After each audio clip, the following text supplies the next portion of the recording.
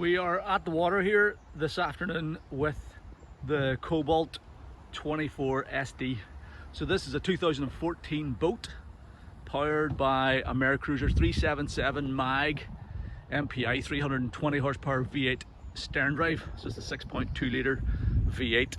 There's only 199 hours in this. It's matched up to a Bravo 3 stern drive, dual prop drive with the stainless steel props on it, the Bravo 3 props, and the prop size is 22.5 inch pitch. So 22.5 inch pitch should be a good compromise between hole shot and performance, top end speed. So we're going to launch the boat now. It's in really good condition, this boat. Exterior and interior is immaculate. A little tiny bit of corrosion there in the stern drive, but nothing serious at all. It's a freshwater boat. Hull has never been painted, so it's nice shiny gel coat underneath. Again, that'll help with performance. And we're going to launch it now, put it on the river and put it through its paces. I'm going to show you how this thing performs underway. Okay, so we're on the river and we've got the big V8 burbling there behind us, and I'll just walk you through the dashboard here before we put her through her paces. So full range of instrumentation here, sort of Mercury digital instruments. Well, it's actually Cobalt branded instruments, but talking to the Mercury system. So digital instrumentation. So fuel gauge, temperature gauge. It's just a bar graph, so you can easily see that it's sort of in the middle of the gauge. Then we've got our digital speedo and tacho, and our trim gauge over here, which also houses the oil pressure gauge. You can see your oil pressure there on the bar chart. You can cycle through all the engine information. So this is your oil pressure, coolant temperature, block pressure is obviously not connected, it's sort of seawater pressure, battery voltage, that's fuel level at bar chart, and then fuel consumption, gallons per hour. So that's 1 gallon per hour at idle. So we can keep it on that and see what our fuel consumption is, but you don't buy a boat like this for fuel consumption, but that's actually not terrible at the same time. That's your trim position. What else is that? Rudder position not available. Depth, that's the built-in boat depth sounder, so 19 foot. We've also got a Garmin here, which has given us depth and a bottom profile, so it's saying 21, so there's maybe a slight difference in the offset between them, maybe a very minor difference. This will also give us our GPS speed here as well whenever we're putting her through our paces. So 2 depth readouts on her, which is good. Air temperature, water temperature, compass heading, engine hours 199.7. You can set up a clock there as well. That's your engine speed, but you've obviously got that on the tacho here as well. So vessel speed, back to oil pressure. So there you go. So tons of information there. We'll leave it on the fuel flow for now. This speedo or RPM gauge gives you the same information, the exact same, just repeated over here. Now this one's a little bit harder to read. Might just be a wee tiny bit of condensation or something inside that gauge, but that gives you all the same information repeated that we have here. Then all your 12-volt switch gear, stereo remote, all that type of stuff in your Garmin. Throttle and shift on this boat is really nice. So forward, neutral and reverse. Well balanced. The steering's nice and light as well. And yeah, I've given it a wee quick blast here and it's driving really well. These Cobalts are such a high quality boat. You know, you've tons of space on them. They're nice and stable as well. One of the things I like about them, they feel really solid on the water. So I'm sitting at the helm here, clear visibility straight through the screen. I have all the camper covers up. I've just got the front section open and the back section open to get a bit of flow of air through the boat. And this sort of smoke tint on the covers is nice, especially on a sunny day like this, at keeping the cabin nice and cool. But a really nice stable platform, feels super solid if you're just tootling along at 2 or 3 knots, or if you're bombing along at 30 or 40 miles an hour. So what we're going to do now is I'm going to put the boat on plane, show you how quickly it gets up on plane, and we'll run at a cruising speed and full throttle. Okay, so here we go. Get her up on plane here.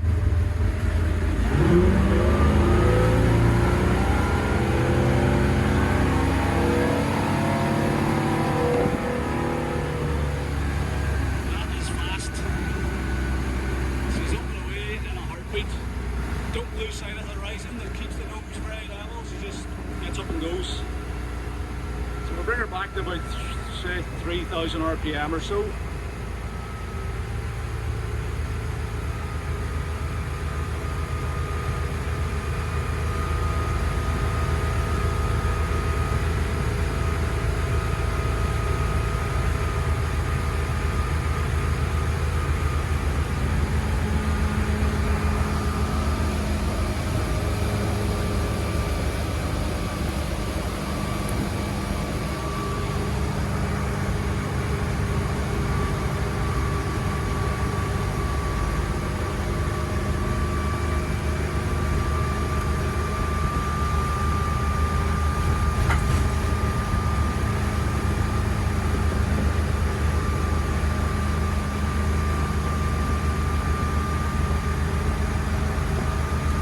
So that's us cruising pretty effortlessly at just over 3,000 RPM. We're doing 22 knots, which is about 25 miles an hour on the speedo. We're burning 8 gallons of fuel an hour, which is very reasonable actually. It's about, what's that, 4.5 times 8, that's about 40 litres an hour, less than 40 litres an hour. That's pretty damn good. Because you're not having to work this thing hard, you know, it's doing 22 knots, 25 miles an hour, but it's literally just like a third throttle if even, and it's super nice to drive at this speed. Let's see what our minimum planing speed would be if we get her back down to like 2,500 RPM. There's 2,800 RPM, that's 6.5 gallons an hour. We're still doing 16 knots, that'd be good wakeboarding speed.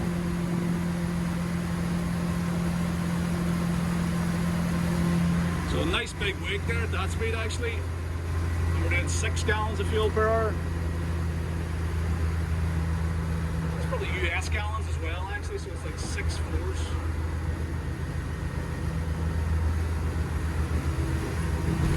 Like 25 litres of fuel an hour. Not bad at all. All the gauges are looking good. Temperature gauge is steady. Oil pressure gauge is steady.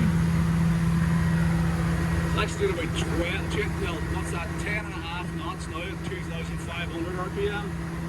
And she is, if you were doing a bit of wakeboarding or something, that'd be ideal. And it's sitting on plane, it's tracking in a straight line.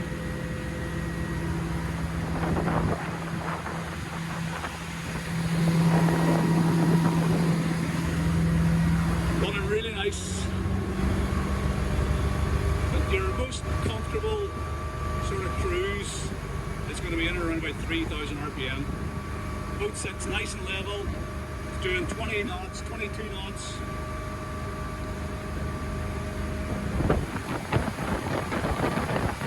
And it's running really well.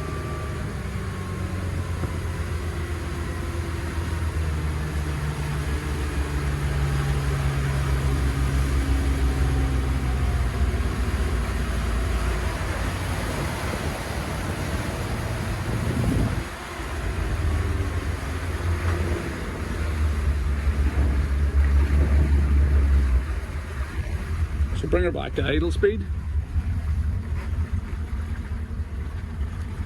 I always like to have a wee look in the engine bay round about now after being on the water for 10 or 15 minutes, first run of the season and everything. So just turn on lift your hatch there, just hold the hatch lifter switch. Then we can get a wee look in the engine bay. Everything looks good. Yeah.